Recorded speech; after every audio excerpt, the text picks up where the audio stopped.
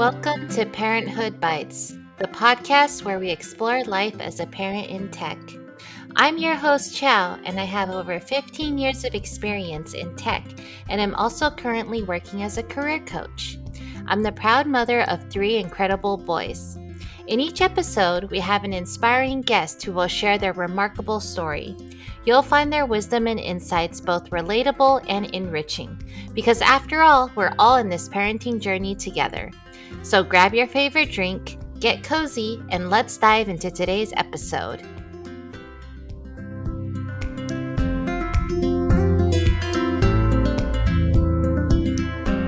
Hi everyone! Welcome to episode 72 of Parenthood Bites. We're back with part 2 of our conversation with Neha Tiwari, the founder and principal consultant at Version Consulting. Neha is not only a fractional COO, award-winning digital strategist, but also mother of 2 young kids, ages 3 and 6. In episode 71, she shared how she launched Version Consulting while managing a newborn.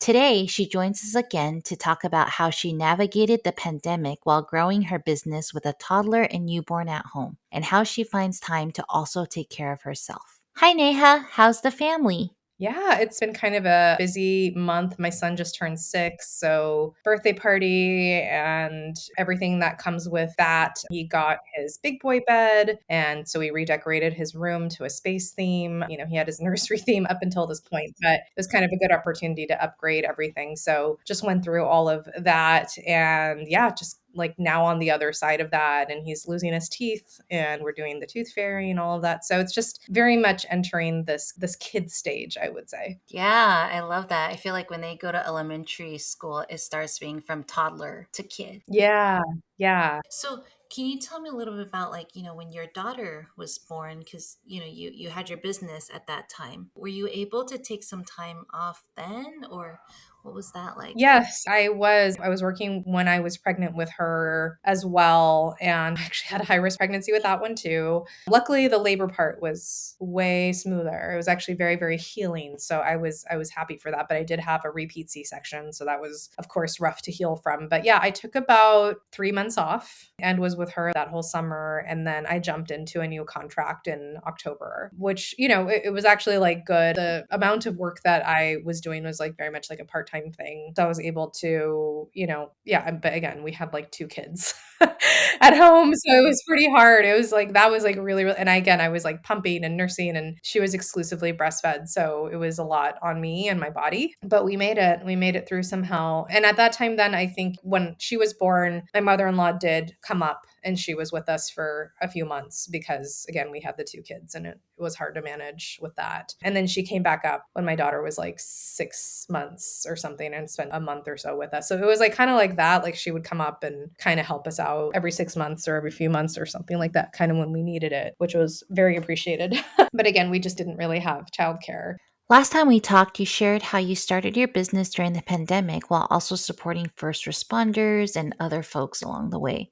You were balancing all of that with a newborn and then later on with another on the way. Yeah. Yeah. Yep. I had a 1-year-old, so we were going through teething and weaning and all of that stuff that you're going through, and changing from a bottle to a straw cup and sippy cup, and all the doctor's appointments, and the all the stuff that you have to do, right, when you have such a like young kid, and the nap time and the sleep regressions. And you didn't have daycare or preschool as an option. Did you have a nanny come over? How did you manage your time? Not really, no, we had nothing. It was just, during those times, I couldn't even ask family for help because my mother-in-law lives in the LA area. And again, we were all trapped at home. So it's not like I could be like, "Hey, can you come over?" Again, and everyone was encouraged not to see anybody, or if you did, you waved hi from your driveway. You said, "Hi, friend from across the street. Hi, person across the driveway." Like, we would do drive-bys. I don't know if you did that with your friends too, where, you'd load up your car, like you, your partner, your kid, and you just like drive by somebody's house and like say hello across the lawn from somebody and have this very far far away conversation just so you saw a face. And we'd still be masked, in our car, and they'd be like masked over there, and you're like so far apart. You just didn't know. And, I was actually just reminiscing with a friend. Yesterday, it just randomly came up and we were just talking, and it was like, oh my God, like we weren't allowed to go outside. I think I kind of blocked that out because I remember we were both talking. We both live by trailheads. And I was like, I remember thinking when the first shutdown happened, I was like, oh, you know what? This sucks. Obviously, this is awful. Like, of course, people are going through a very hard time, and,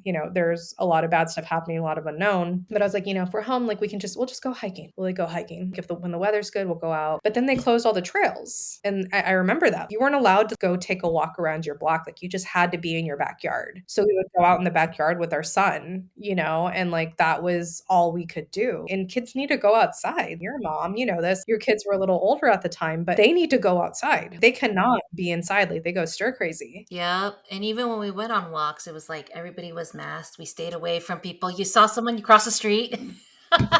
Yes, you would not walk in the same path as somebody else or walk behind them. And I remember like that first weekend when they were like, okay, you can go for walks. And it was such a weird feeling. But I remember having my stroller, and I think I put the rain shield on it. The covering. Oh, yeah. Because it's like he was one and couldn't really mask. So I was like, okay, I'll put this rain shield on him. And it was April, I think, or it wasn't like that warm. So it was like fine. It was still kind of cold. And I had my mask, and I think I wore a face shield, maybe even. And we just went for a walk near our library. Yeah. And it's probably like, wow, this is amazing because you hadn't been out of the house. Yeah. It felt so cool to drive somewhere and use our stroller, which was like not a thing that we had been doing at all because we weren't allowed to. And yeah, I mean, like I remember it was really hard for one of my best friends. Her kids are a little older than mine, but I think they were 2 and 4, and they wouldn't nap. So she would put them in their car seats and drive them around until they got sleepy and like let them sleep in the car. So she would just drive around, and she would tell me after, like, yeah, it was really weird. There was nobody outside. All the shops were closed. It was like a ghost town. It was like a horror movie. Just really, really bizarre, very quiet and stuff like that. And I mean, she took the risk of being in her car. She's like, look, if I get pulled over, if someone's like, why are you, I'm just going to point to the kids and be like, look, I need a break. These kids have to nap. Yeah, we had to get creative. Yeah, you got to get creative because, they would not nap. And I mean, that was the only thing that worked for them. So everyone was just trying to find, I feel like during that time, everyone was just trying to find something that worked. And I think a lot of us threw out some of the things that we believed in or thought like, I think for us, we were very like, no screens and, only FaceTime with grandparents. That will be his screen. But otherwise, we'd really rather him not be in front of a screen at all. I had read quite a lot about like the studies and stuff like that. And really below 18 months, it's like not great, right? Or below 2. So we were trying to make it to that. And then this happened, and we actually still stuck with it for a few months somehow. And then I was just like, I can't do this anymore. I was like, look, I watched Sesame Street when I was a kid. I'm fine. There's some educational stuff. And then we discovered Miss Rachel, who I think many of us who had young kids during the pandemic, she was like Auntie Rachel. Like she really helped so many of us, and he loved her and we loved her, and she would just give us a break, when we really needed it. And I'm so happy to see how successful she is now. And I think she probably gained a lot of her fan base during the pandemic, if I'm not wrong. And again, she, like I said, Auntie Rachel, Saint Rachel, she really helped us in a time where I feel like there wasn't many other options.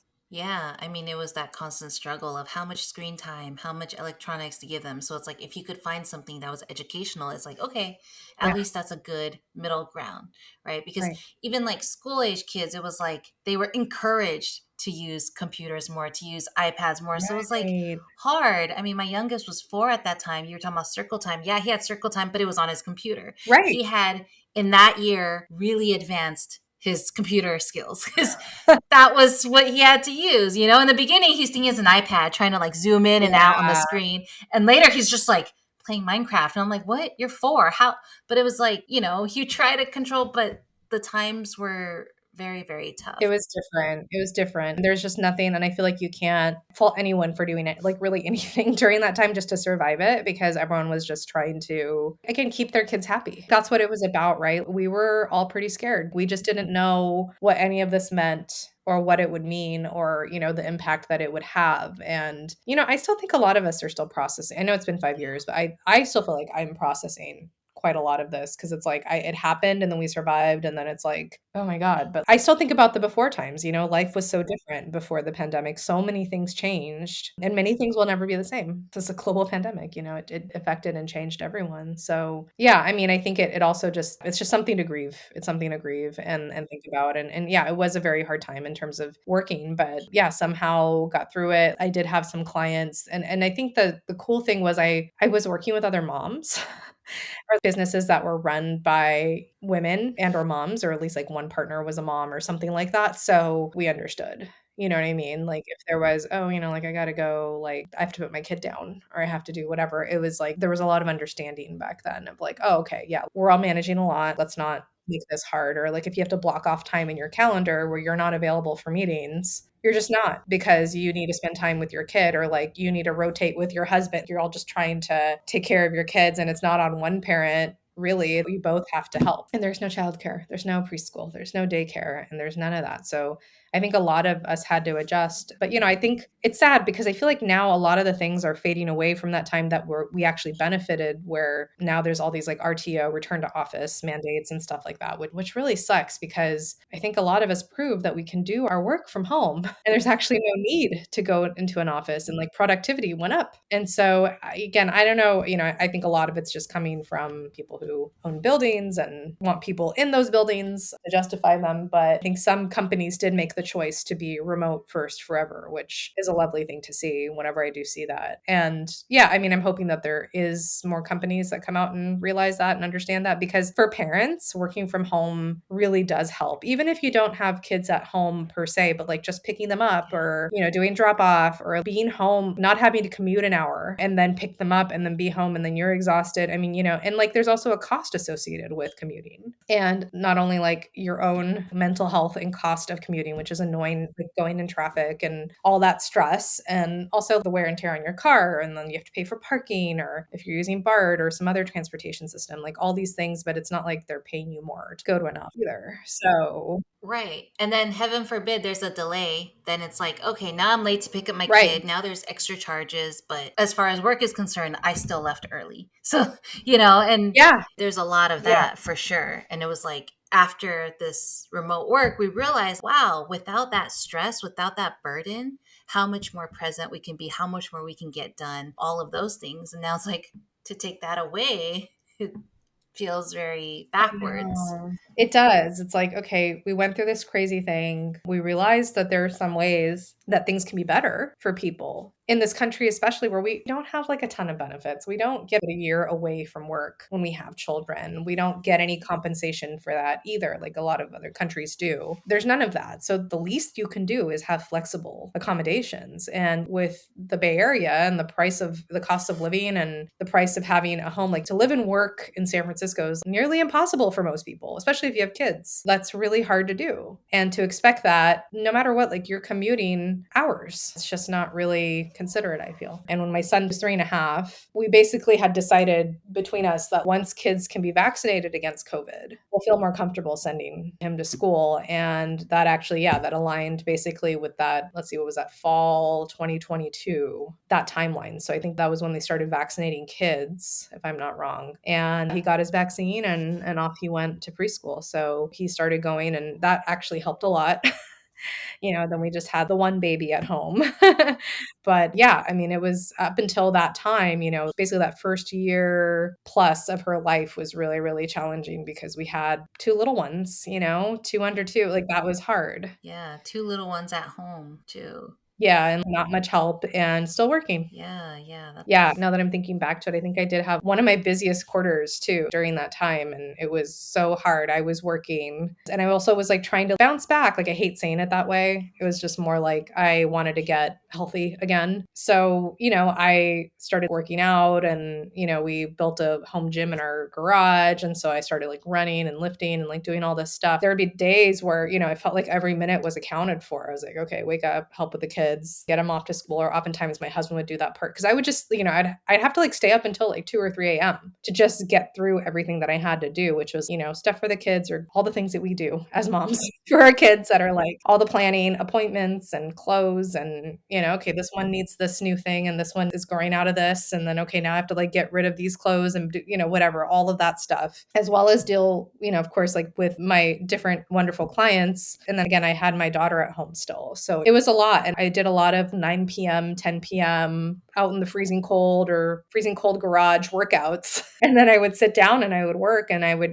be working until 2 a.m., sometimes even past that. And I'd wake up and do it all again. And that was my life. But I think that was when also I felt like I had a threshold, like, okay, I'm really happy I have this business and I have these great clients, but this is too hard. It's really hard. So I have this kid at home and I have a home to run as well. And I'm also trying to prioritize my health and I'm not going to compromise on that one. And so it was just very, very difficult. And then that was when I was like, okay, this is as much as I can humanly work. I can't actually work more than this. So that was actually really important. I think it's important for every business owner to figure that out, where it's like, what is your threshold? And there's different reasons for that. Whether if you're a caretaker or, you have your own health stuff or whatever it may be, like there's a threshold and it's a good thing to figure out. Yeah. So did you make any changes to kind of help with that? Yeah.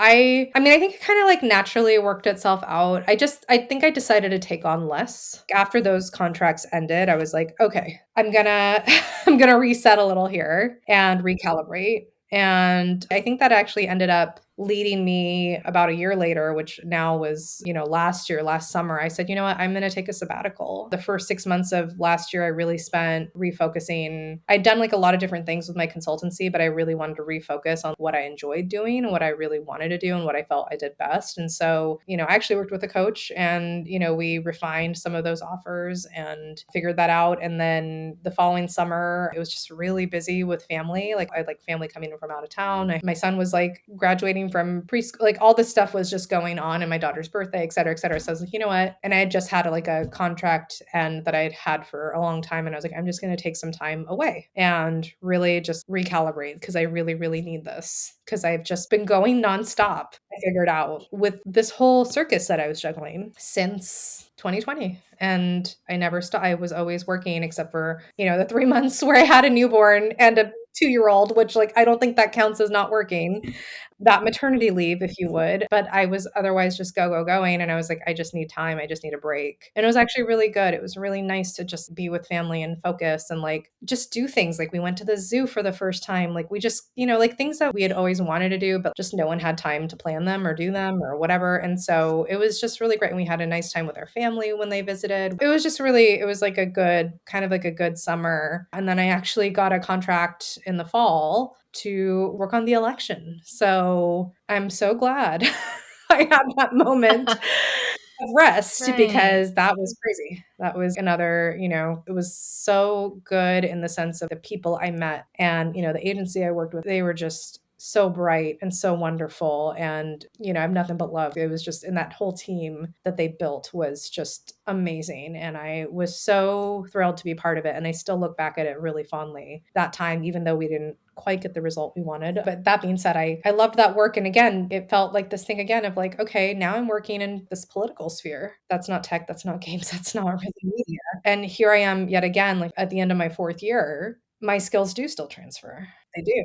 And I think that's been really great. I've now worked for a lot of different companies and a lot of different verticals, and it's been just really great. And I think through that experience, I actually realized that I very much missed working a little bit more closely with, I've always worked with creators and like brands and in a marketing realm as well. But I realized how much I missed that. And so I'm hoping in this year to push more into that too and work with more and just get more into that space as well. That's neat. I love that you can kind of decide like, okay, I want to spend more time on this and this. And like, it feels like it's just your options are endless. Mm-hmm.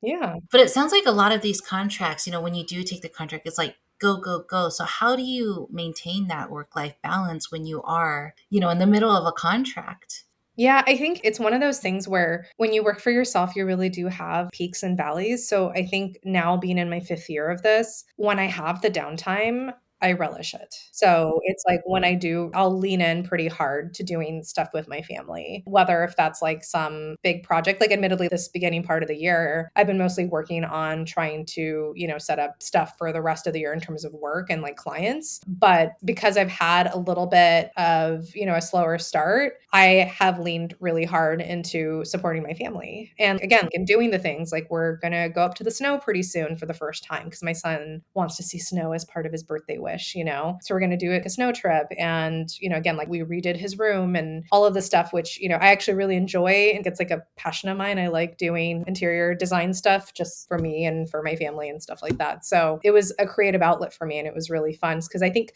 a lot of times when you work in business like that, I use my creativity to problem solve, which is great, but sometimes it's very nice to make something too, just with your hands or to envision something and then see it come to life, even if it's just something in your home or for your family or what have you. It's very satisfying. So that's sort of the way I balance it. And then when I get all the onboarding stuff done with clients, that I'm in it and it's busy and that becomes a very high priority for me. Of course, I love my family. They are always my number one. But when I'm busy too, it's like I have less time to do the fun things so I think I've just become, and I know I'm not alone in this. I think a lot of moms are like this, where you just become the best time manager ever. I'm like so good at like, okay, today, these are like the 20 tasks that I'm going to try to do. And you just squeeze them in, you figure out, okay, I got to drive over here to do this thing. So, okay, I'm going to go pick that thing up and drop that other thing off. And okay, I'm going to go like, whatever, check out that store that has this thing that my daughter wants or like whatever, you're just so resource efficient. And yeah, I think when I'm in those busy moments, I just rely on efficiency, being hyper efficient in all parts of my life of like, okay, all right, I have 40 minutes. What type of workout can I do in 40 minutes? Or can I walk while I do this meeting? Like, are they going to care that I'm sweaty and out of breath a little?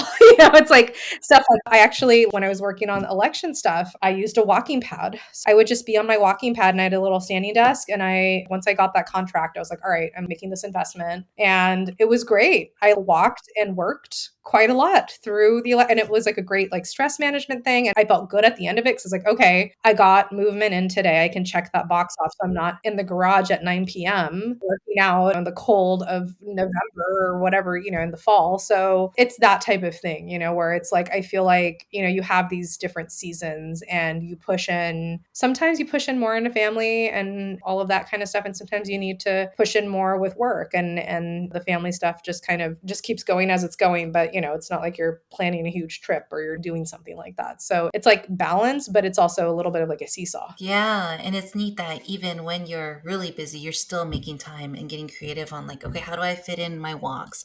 How do I fit in these other things that are also important to myself?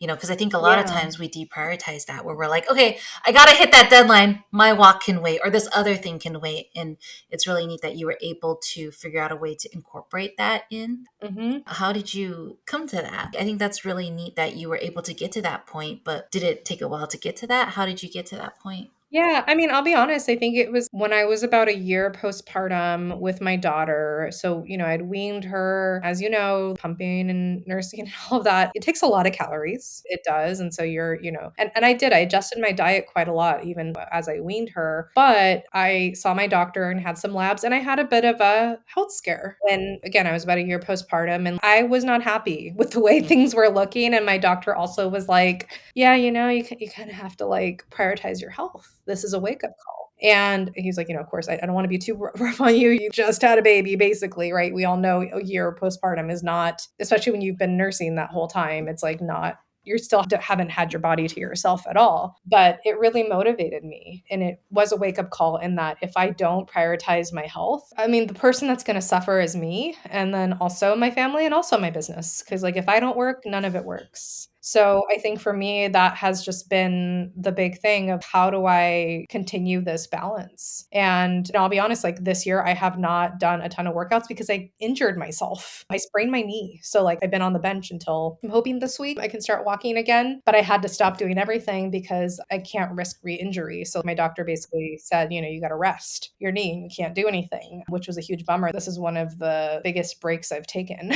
from fitness, which is like, it feels weird and I don't like it. And it's really hard, especially because I use it as stress relief as well. Like, it's a great way to release a lot of things. So, anyway, I'm looking forward to getting back to it. And I think, again, it just comes down to if you don't prioritize yourself, the rest of it doesn't run without you. So, that's the least you can do is give yourself 30 minutes to an hour every day to move in some way. And yeah, if it's on a walking pad while you work, great. If it's lifting weights or whatever kind of feeds you, like makes you happy, I've seen the benefits of it. So I'm a believer in it. And it's not, there's no finish line. I think that's been the biggest learning for me is that it's not linear. There's no finish line. This is your lifestyle and it's a lifestyle you're going to have for the rest of your life. And sometimes you're going to be super fit and like running, all this stuff like great. And sometimes you're not. And that's part of it too. Right. And we just kind of Yeah. adjust, evolve as our life evolves and as Mhm. our kids grow older. Totally. What works now may be different later, but we do kind Yeah, of keep adjusting that. exactly. So, how has being a parent kind of influenced your approach to leadership, to having your own business? Has it influenced the way you think? Yeah. I think for me, again, I mentioned this when we were talking before, but I am selective about the people I work with. I definitely make sure the people I work with, because we end up working together pretty closely. And we often work on things that are, sometimes intimate to the person I'm working with, things that it's their dreams, it's their aspirations, it's the way they wish that their company could run. It's all of these things. So for me, it's very important to find people where we mesh well. And I know it's going to be a good working environment. I'm proud to say that I've never had to fire a client and I've never really been fired either. And I think it's just because of that thoughtfulness in, okay, I mean, this is time that I'm probably spending away from doing something else that I need to be doing too, right? And it's like, how do you balance all of that? But if I am excited about what I'm doing, if I'm excited about working with that person or working on things that they're doing or helping them in some way, that's really what motivates me. And so I think for me, being a mom has helped me with the prioritization. And also, I had this mentor who's now a big boss lady at Netflix, and she gave me this advice. She had had twins, which imagine that. And we were talking, and this is when I was sort of considering motherhood as a path that I would take one day, maybe. And she had said, your BS meter just totally recalibrates when you have kids. It's just very sensitive in a way, or your threshold lowers. So you just don't have time for that stuff. There's all this stuff that you carry home with you sometimes when you work. And like as soon as you have kids, that stuff, like you just don't have room for it in your brain or in your heart or in anything. Like you just don't have room for it because you have all this other stuff that you always have to do and you have to be present with your kids and you have to be a positive environment for them. And so I think that's really true. Even though I don't work for a company full time, I think I still hold that. And again, that just goes back to the prioritization. Like again, like there's only so much that you can care about and so much that you can prioritize. And so again, I feel really lucky to have partners that understand that and also have similar values. And really just again, I've been lucky to have really great clients up until this point, and I've never felt bad for prioritizing my family when I've needed to. That's so important. So, what is a piece of advice you would tell, another parent that's kind of juggling an ambitious career with young kids, or like, what do you wish you knew before you started your own business with young kids at home? Much like parenthood, there's nothing that you can do to prepare you in a way. My favorite anecdote about this is, before I had my son, my first kid, I took something like between 13 and 15 parenting courses. And, being the studious Berkeley girl that I am, I was like, I took copious notes. I had a notebook full of notes. Like I was in school. I was like, this is mom's school. I'm doing this. I'm going to like learn all this stuff. After I had him, literally the only thing I could remember was like how to swaddle him. That was the only thing I picked up. That was it. Pages of notes, hours and hours of these classes. Could not remember anything, really anything, other than how to swaddle him. And I was like, wait, how do you give him a bath? Wait, what are you supposed to do? Like, it was just totally out of my brain. Like, I just could not retain that, which is so weird for me because I was like, oh man, okay, I guess mom brain's real. That's like a real thing. Or like prego brain too, when I was taking those notes out here thinking I'm going to remember all this stuff because I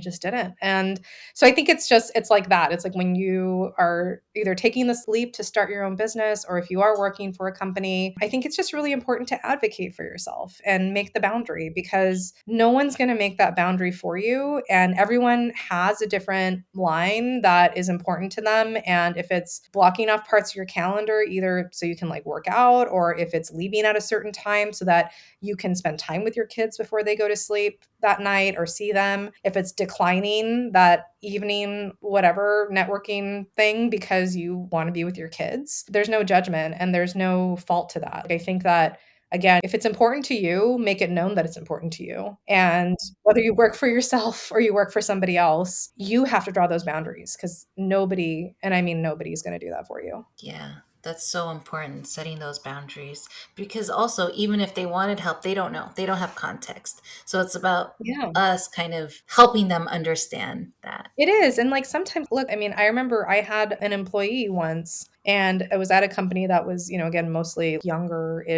people. And he had a family and he had to commute. I think he had like 3 kids or something like that. And we would do a lot of after work drinks, and like there's always something going on. And he would say, look, like I got to leave every day at 4 o'clock. And he would put it on his calendar, like I have to leave. And then he'd actually also put, I'm AFK during these times because like my daughter has a dance recital or whatever it was, And even though I wasn't a parent at that time, I was compassionate to his lifestyle. And I understood that, like, yeah, you want to see your kids before you go to sleep. Like, of course you're going to leave at 4 o'clock. I don't care. I'm never going to be like, hey, can you go have drinks with us after? Or like, oh, you weren't out with us that night. Or, it's like, you can't do that. And I actually then also like just made a wider policy with the team I managed to put your stuff on the calendar. If you need an hour every day to go to the gym after lunch or whatever it is, do it. Put it on your calendar, because I'm going to do it. And I tried to lead by example. Again, this was before I had kids, but I used to go to yoga. I went to yoga 3 times a week, and then I went to a meditation class 1 time a week. So it was like 4 days a week. I had on my calendar, there was like an hour where, you know what? Don't book over it. Don't book a meeting. Don't talk to me.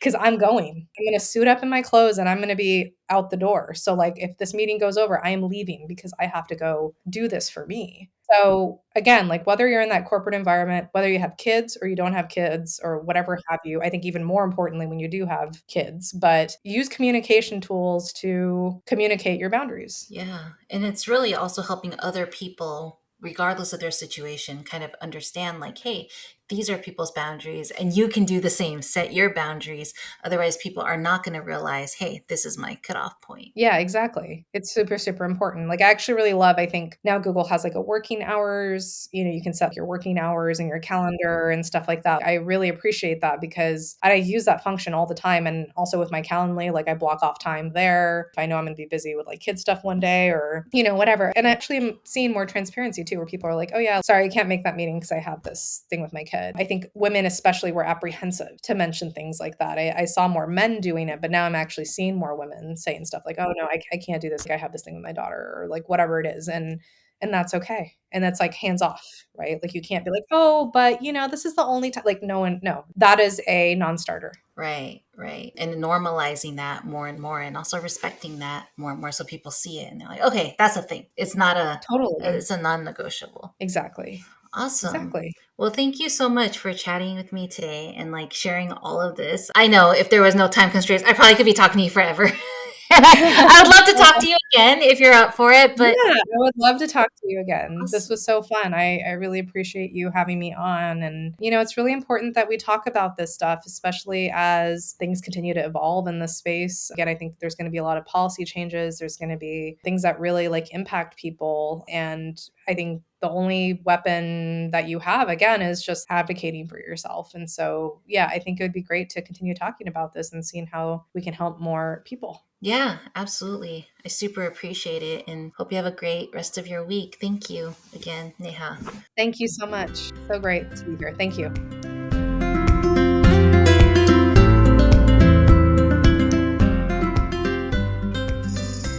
Thank you so much for joining us today on Parenthood Bites.